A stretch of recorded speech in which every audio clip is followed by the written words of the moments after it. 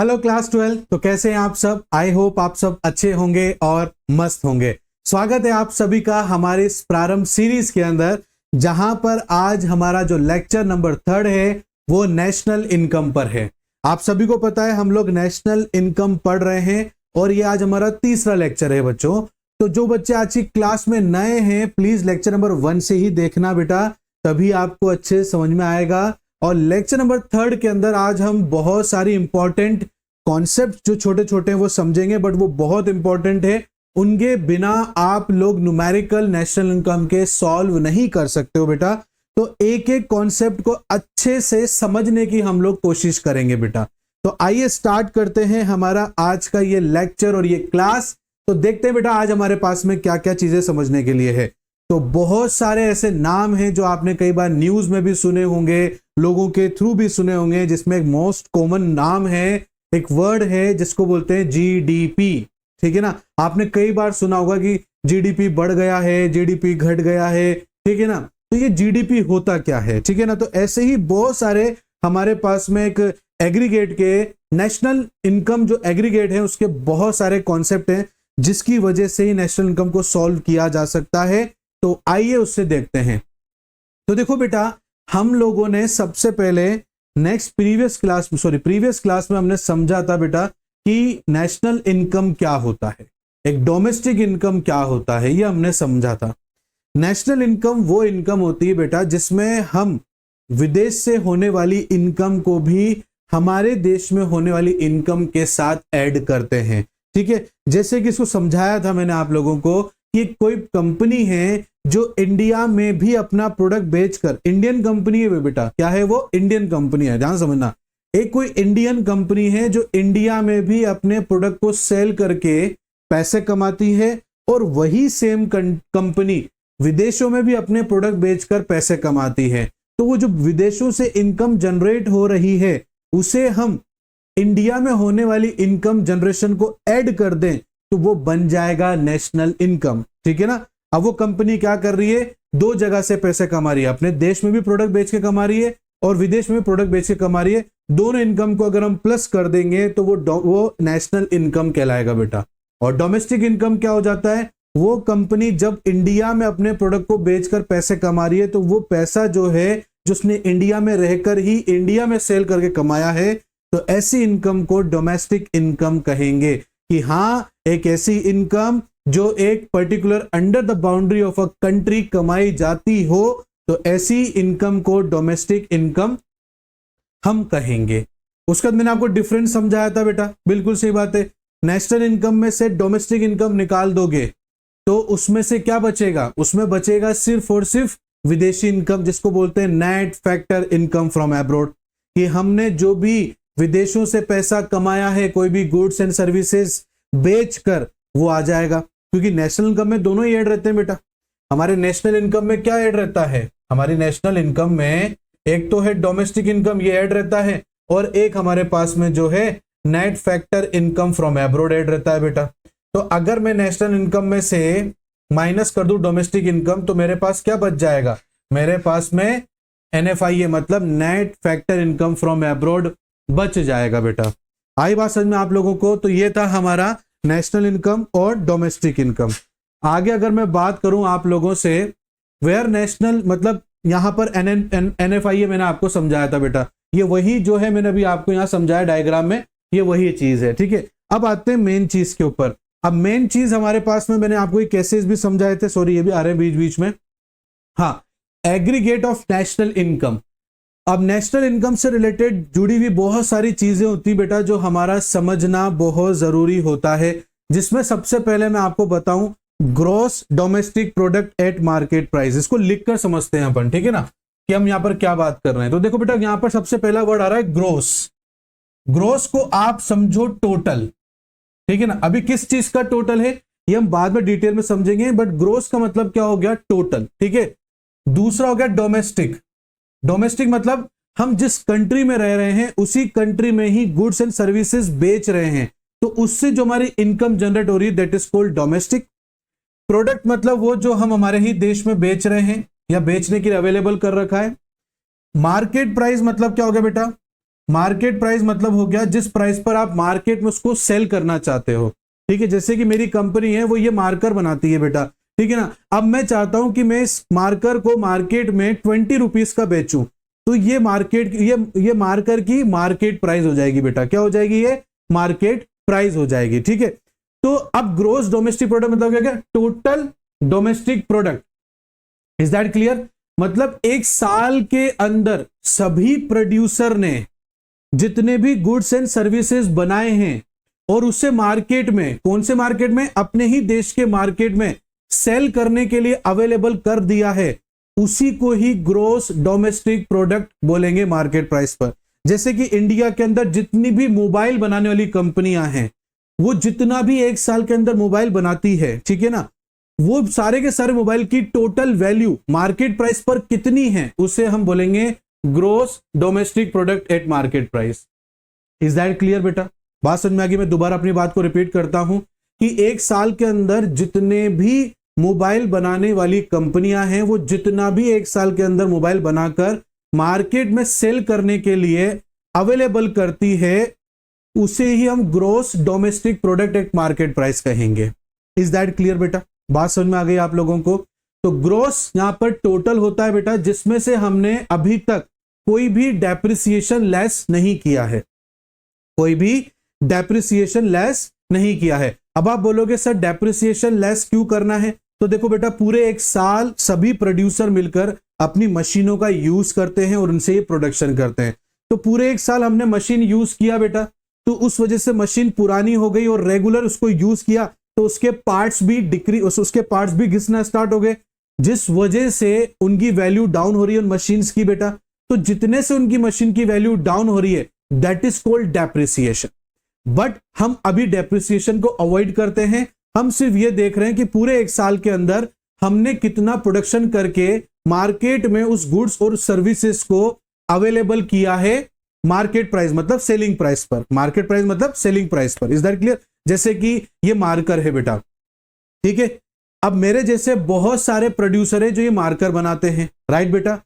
अब हम सारे के सारे मार्कर प्रोड्यूसर एक साल में कितना मार्कर मार्केट में अवेलेबल करवाते हैं इसको बेचने के लिए सेलिंग प्राइस पर। मैंने आपको बताया ना, मैं इसको 20 रुपए में बेचना चाहता हूं, तो सारे प्रोड्यूसर 20 रुपए में बेचना चाहते हैं इसको। तो कितनी क्वांटिटी में हमने मार्कर अवेलेबल करवाया एक साल के अंदर, वो भी हमारे ही देश में, that is called gross domestic product at market price. तो मैंने बताया बेटा आपको, यहां पर ग्रोस को समझिए आप टोटल, डोमेस्टिक मतलब हमारे ही देश के अंदर हमने उस प्रोडक्ट को अवेलेबल करवाया। प्रोडक्ट मतलब कोई भी चीज हो सकती है, कोई भी गुड्स हो सकता है, कोई भी सर्विस हो सकती है। मार्केट प्राइस मतलब सेलिंग प्राइस पर, ठीक है। अब जैसे मान लो पूरी इंडिया के अंदर 10 प्रोड्यूसर हैं, ठीक है। अब 10 प्रोड्यूसर मिलकर 10,000 मार्कर बनाते हैं बेटा, ठीक है। कितने मिलकर बेटा? 10 प्रोड्यूसर मिलकर। तो मार्केट में कितनी क्वांटिटी आ गई बेटा? मार्केट में मार्कर्स की 1 लाख क्वांटिटी आ गई। एक प्रोडक्ट की कीमत कितनी बेटा? एक मार्कर की कीमत कितनी है? 20 रुपए है। तो यहां पर 20 रुपए हो गया बेटा। तो ये आपके पास में जो ये वैल्यू आ गई, ये वैल्यू आपकी GDP है। इज दैट क्लियर बेटा? आ गई मेरी बात समझ में आप लोगों को? तो बेटा दैट इज कॉल्ड GDP। आई बात समझ में? आगे देखो बेटा, नेक्स्ट बेटा net domestic product at market price. अब नेट डोमेस्टिक प्रोडक्ट को कैसे समझेंगे बेटा? इसको वैसे ही समझेंगे जैसे भी मैंने आपको बोला। इससे पहले हमने ग्रोस पढ़ा था जिसमें से डेप्रिसिएशन लेस नहीं था, बट अब मैं चाहता हूं कि मुझे सिर्फ और सिर्फ यह पता लगे कि मेरा एक्चुअल जो प्रोडक्शन है वो कितना है, या मैं कहूं उसको एक्चुअल मेरा प्रॉफिट कितना आने वाला है। तो मैं क्या करूंगा बेटा, जो भी मेरे पुरानी मशीन्स हैं उसमें एक साल यूज करने पर उनकी वैल्यू कितनी डिक्रीज हुई है, उन वैल्यूज को मैं निकाल दूंगा। तो बचा हुआ जो हिस्सा है वो मेरा नेट कहलाएगा कि मैंने इतना प्रोडक्शन किया है मार्केट प्राइस से या सेलिंग प्राइस से, क्योंकि मैंने अब उसमें से डेप्रिसिएशन जो कि मेरा एक लॉस था, ठीक है ना, वो लॉस मैंने निकाल दिया ताकि मेरा एग्जैक्ट प्रॉफिट आ सके। That is called net domestic product at market price, ठीक है। नेट मतलब क्या हो गया? टोटल में से डेप्रिसिएशन निकाल देना है, जो हमारी वैल्यू डाउन हो रही है मशीनों की वो निकाल दो, तो हमारे पास में नेट वैल्यू आएगी। और वो नेट वैल्यू कौन सी आएगी? जो हम डोमेस्टिक हमारे ही देश के अंदर बेच रहे हैं उस प्रोडक्ट को मार्केट प्राइस पर, ठीक है ना, या मार्केट प्राइस पर अवेलेबल है बिकने के लिए मार्केट में। इज दैट क्लियर बेटा? तो उससे बोलेंगे net domestic product at market price. Next बेटा gross domestic product at factor cost. अब फैक्टर कॉस्ट क्या होता है बेटा? तो जिन बच्चों ने पहला चैप्टर पढ़ा है मैक्रो इकोनॉमिक्स का, उनको अच्छे से पता होगा कि फैक्टर कॉस्ट क्या होता है। तो फैक्टर कॉस्ट वो होता है बेटा, भाई इसमें ग्रोथ समझाने की जरूरत नहीं है, डोमेस्टिक समझाने की जरूरत नहीं, सिर्फ एक ही चीज समझाने की जरूरत है, वो है फैक्टर कॉस्ट। फैक्टर कॉस्ट मतलब होता है वो अपना पर्सनल खर्चा, भाई जैसे इसको बनाने पर मेरा टोटल कॉस्टिंग कितना आया है, that is called factor cost.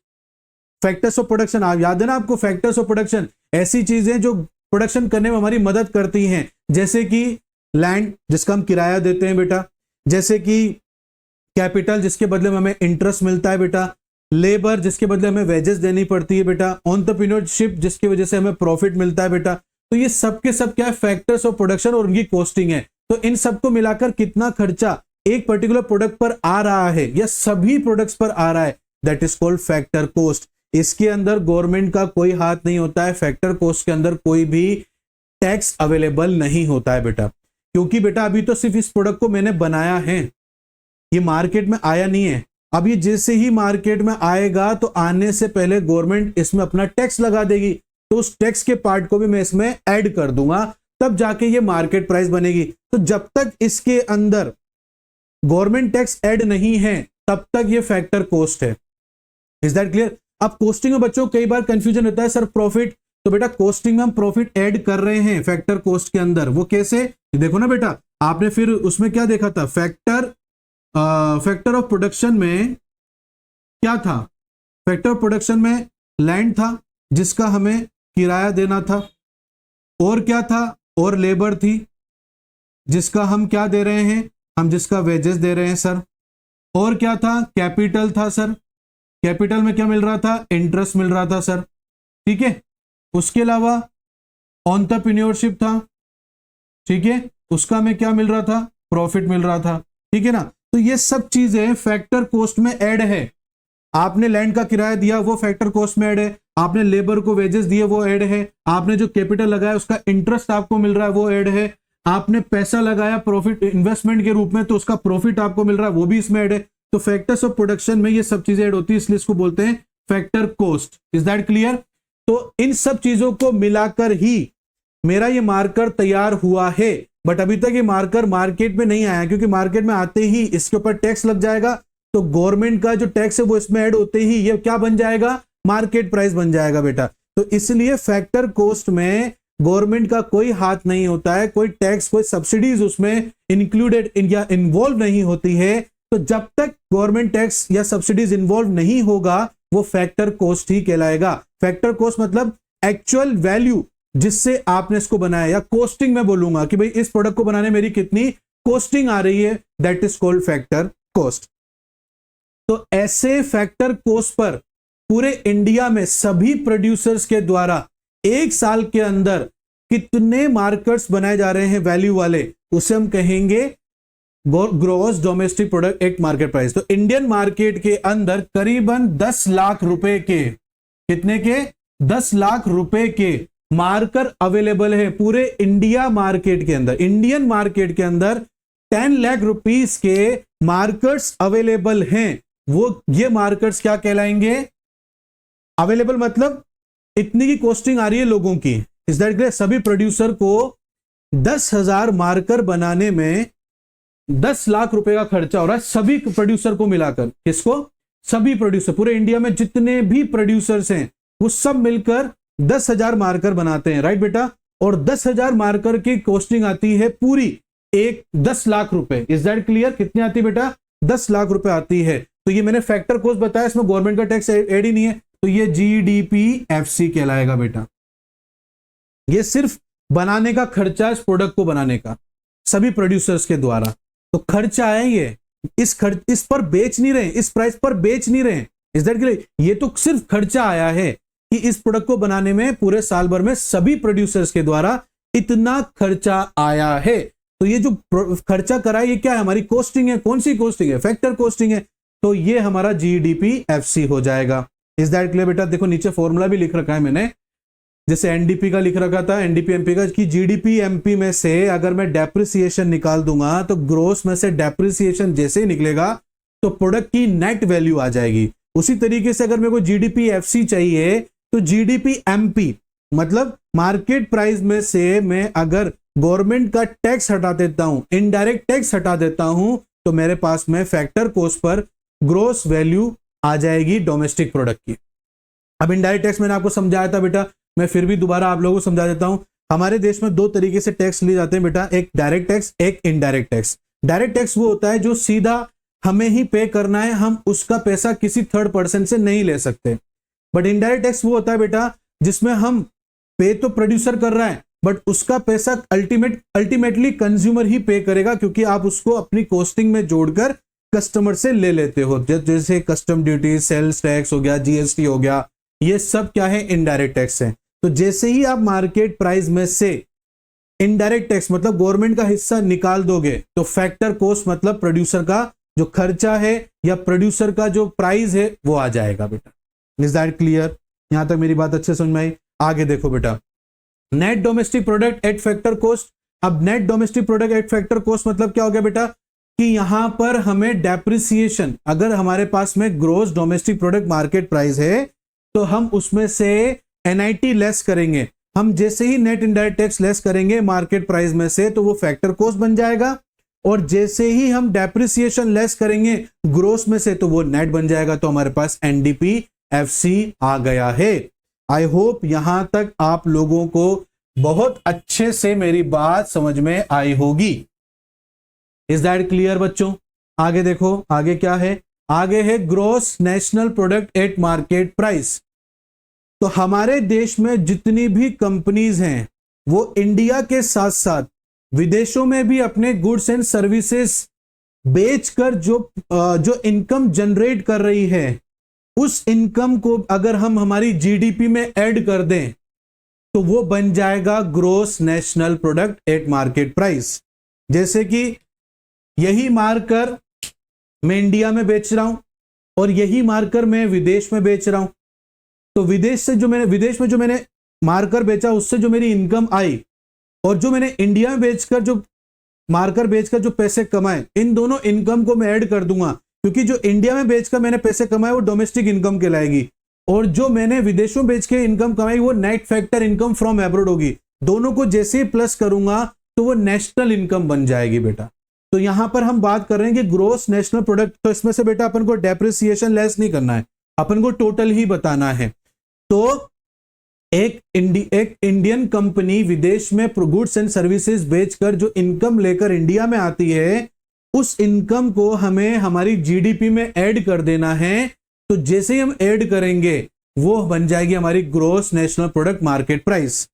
ठीक है ना? अब हम विदेशों में बेचेंगे तो फैक्टर कॉस्ट पे थोड़ी बेचेंगे, ऑब्वियसली बात है सेलिंग प्राइस पर बेचेंगे। सेलिंग प्राइस हमारी मार्केट प्राइस होती है।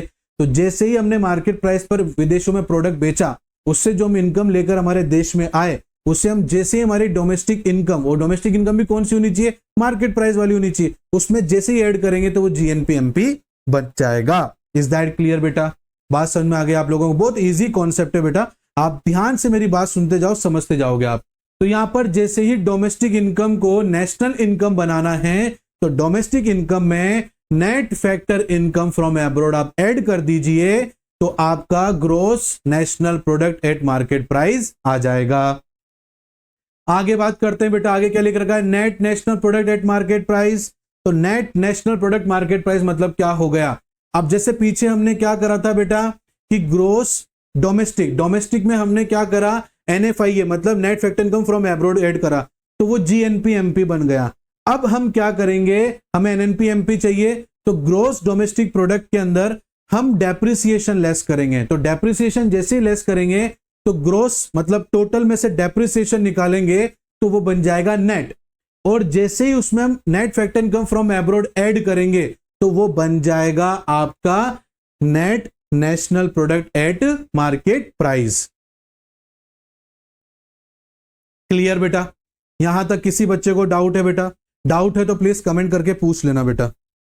आगे देखो, gross national product at factor cost बनाना हो तो सर फैक्टर कॉस्ट बनाना हो तो जीडीपी एफसी अगर आपके पास में है gross domestic product at factor cost अगर आपके पास में है तो डोमेस्टिक प्रोडक्ट को नेशनल इनकम बनाना है, तो डोमेस्टिक प्रोडक्ट में हम लोग क्या कर देंगे, net factor income from abroad add कर देंगे, तो हमारा gross national product at factor cost बन जाएगा बेटा।